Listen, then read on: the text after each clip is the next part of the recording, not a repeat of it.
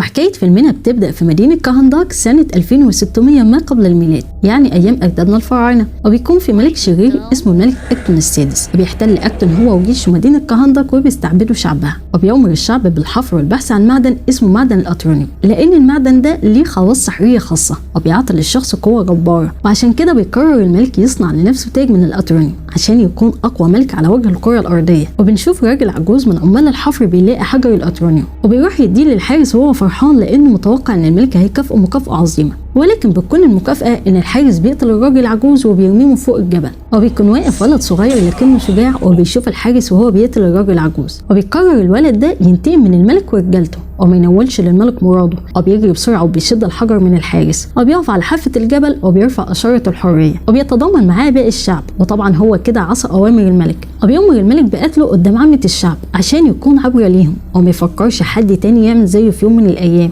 وبيرفع الحارس سيفه وبيستعد لقتله، لكنه فجأة بيختفي وبينزل لكهف تحت الأرض، واللي بيكون كهف مجلس السحرة السبعة، وبيختاروه مجلس السحرة عشان يكون هو البطل بلاك آدم، وده لأنه هو الوحيد الشجاع في المدينة دي وقدر يقف قصاد الملك ورجالته ويعصي أوامره. وبيدوله قوة ملوك الأرض الأقوياء، وبيقولوا كلمة واحدة وهي كلمة شوزام. وبمجرد ما أعضاء المجلس بيقولوا كلمة شوزام فجأة بيتحول الولد الصغير من طفل شجاع لبطل خارق. وبنعرف إن كلمة شوزام هي كلمة التحول السحرية اللي بتحول أي شخص من شخص عادي لبطل خارق أو العكس. وأخيرا بينتهوا جنود الملك من صنع تاج سباك، وبيلبسوا الملك وبيستعد لمحاربة ومواجهة بلاك آدم. وفي اللحظة دي بيوصل بلاك آدم وقصر الملك، وبتبدأ بينهم المعركة والمواجهة واللي بتكون شرسة جدا، وبتنتهي المعركة بهزم الملك أكتون وانتصار البطل آدم عليه. وبعد كده بيخفوا مجلس السحرة تاج سباك في الكهف بتاعهم تحت الأرض عشان ما يقعش في ايد حد تاني من البشر بعد كده ويستغلوا أسوأ استغلال زي الملك أكتون. وبيختفي بلاك آدم هو كمان من وقتها ومحدش بيعرف عنه أي حاجة. لكن في أسطورة بتقول إن بلاك آدم هيرجع كهندك تاني لما كهندك تكون في أشد الحاجة إليه. وفي وقتنا الحالي سنة 2005 بنشوف مدينة كهندك وهي محتلة من مجموعة مرتزقة دوليين اسمهم انترجينج، وبنشوف 3 شباب وهم بيحاولوا يهربوا واحدة اسمها أدريانا مطلوب القبض عليها. وبنعرف إن أدريانا كانت أستاذة تاريخ ومعيدة في الجامعة، وعشان كده هي بتتقن اللغة الفرعونية القديمة بطلاقة. وبتحاول أدريانا تبحث عن تاج سباك عشان تقدر ترجع بلاك آدم تاني ويحرر مدينة كهندك من المرتزقة المحتلين. وبتدخل أدريانا الكهف هي وإسماعيل وسمير، وبيستناهم أخوها كريم في العربية بره الكهف وهو بيسمع ميوزك دماغ.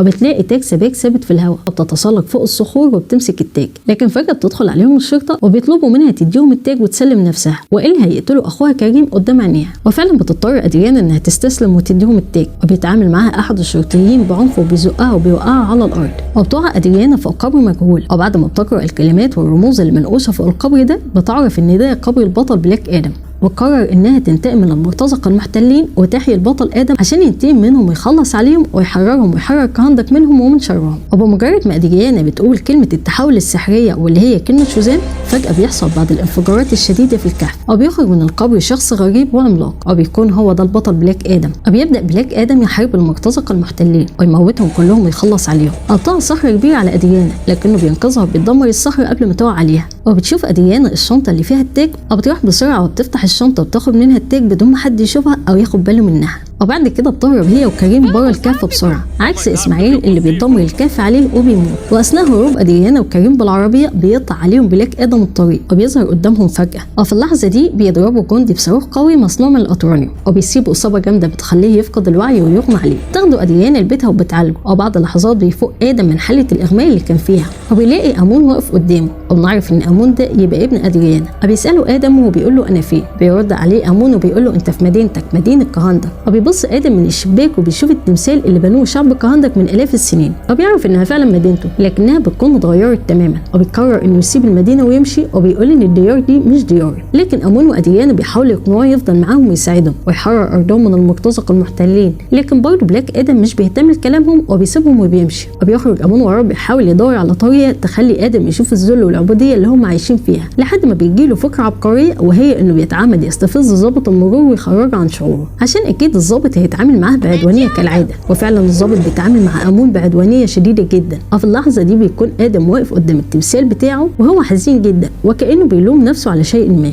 وبيشوف ادم كل اللي بيحصل من فوق وبينزل وبيواجه الضابط وبيموته. وبعد ثواني معدوده بتحاصر الشرطه من جميع الاتجاهات، وبنشوف واحد اسمه كاتريك رئيس جمعيه فريق العداله، وبنعرف ان فريق العداله هي مجموعه من 4 اشخاص بيتمتعوا بقوه خارقه وبيساعدوا الناس وبيحاربوا الظلم والشر. ولما بيعرف كاتريك عن اللي حصل في الكهف وخروج بلاك ادم من قبره بيجمع الفريق وبيتحركوا بسرعه بالسفينه بتاعتهم على مدينه كهندك. في لحظه وصولهم للمدينه بيشوفوا ادم وهو بيضرب 2 شرطيين وبيرميهم من ارتفاع عالي جدا، وبينزل كاتريك بسرعه من السفينه وبينقذ الشرطيين قبل ما يقعوا على الارض ويموت. وبعد كده بيتكلم فيت وكاتريك مع ادم وبيطلبوا منه الخضوع او انه يستسلم ليهم، لكن ادم بيرفض انه يستسلم وبيقول لهم انه كان اله من الاف السنين، ازاي يرجع تاني يبقى عبد. وبيبدا بينهم الاكشن والاثاره. واضح كده اننا هنشوف اكشن كتير في الفيلم ده. واثناء المعركه بيتعرض امون للوقوع في اسياخ من الحديد وبيلحقوا فيتو وبينقذه، واثناء انقاذه الامون بيتنبأ بالمستقبل وبيعرف ان ادريانا معاها تاج سباك في شنطتها وبيقول لها انت معاك التاج، لكن ادريانا بتنكر وبيضطر فيتو انه يسيبها ويرجع تاني لساحه المعركه مع صاحبه كاتريك. وبتستغل ادريانا فرصه انشغال الجميع عنها وبتدي التاج لابنها امون في الشنطه بتاعته، وبيهرب امون بالتاج من المكان فورا. وبعد انتهاء المعركه دي بيرجع فيتو وباقي الفريق لادريانا وبيطلبوا منها تسلمهم التاج، لكن ادريانا بتاكد لهم انها فعلا مش معاها التاج وبتديهم الشنطه يفتشوها عشان يتاكدوا، وبتسالهم ايه سلطتهم عشان يحاربوا البطل بلاك ادم. بيرد عليها فيتو بيقول لها انهم جمعيه العداله وانهم بيحاربوا الشر والظلم. بتساله ادريانا تاني وبتقول له كانوا في من 20 سنه لما كهندك كانوا محتله وعايشين في ظل وفقر، دلوقتي جايين يحاربوا البطل الوحيد اللي هيحررهم من كل ده.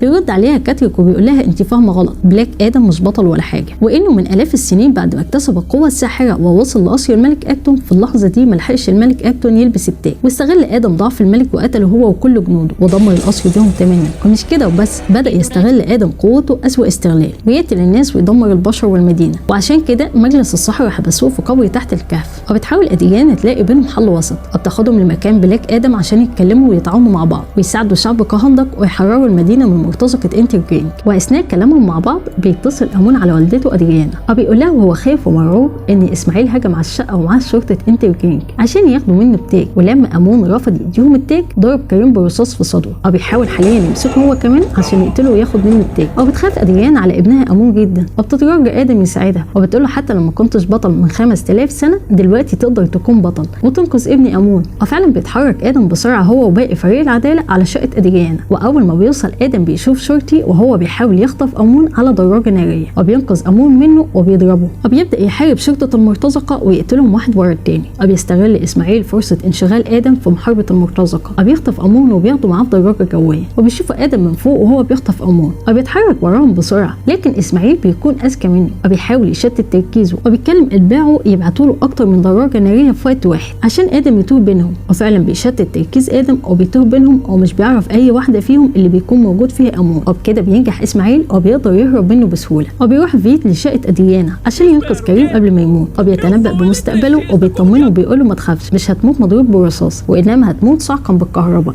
وبينقله للجناح الطبي في سفينه فريق العداله، وفي السفينه بتعالج كريس وسوبرمان وبيخرجوا الرصاص من جسمه وبيحطوه تحت العنايه المركزه. وبنعرف ان كريستن قوتها الخارقه هي التحكم بالرياح، وقوه سوبرمان هو انه بيزداد حجمه اضعاف مضاعفه. وبعد كده بنشوف ادم لما بيرجع لبيت ادريانا وبيعتذر منها لانه ما قدرش ينقذ ابنها امون او حتى قدر يعرف مكانه فين. وبعد لحظات بيوصل بريتك هو كمان ومعاه 2 شرطيين من المرتزقه بعد ما انقذهم من الموت، وبيستغل ادم الفرصه وبياخد الشرطيين وبيطير بيهم لارتفاع عالي جدا في الهواء وبيهددهم اذا ما اعترفوش عن مكان امون فين هيرميهم من فوق وهيسيبهم يموتوا. وبيخاف واحد منهم على حياته وبيعترف على مكان اسماعيل وامون وبيقول له انهم موجودين في منجم انترجرينج اللي في الصحراء عند جبال الحديديه. وبيرجع ادم وبيرجع بريتك هو كمان وراه بعد ما انقذ الشرطيين اللي رماهم ادم من فوق، وبسبب اللي عمله ادم في الشرطه بيتخانق هو وبريتك مع بعض وبتحصل بينهم معركه قويه وبيدمروا شقه ادريانا كلها، واثناء ضربهم في بعض بيلاقوا التاج واللي بيكون امون مخبيه في مكانه السري، وبيقعدوا كلهم مع بعض وبيرسموا خطه الهجوم على اسماعيل.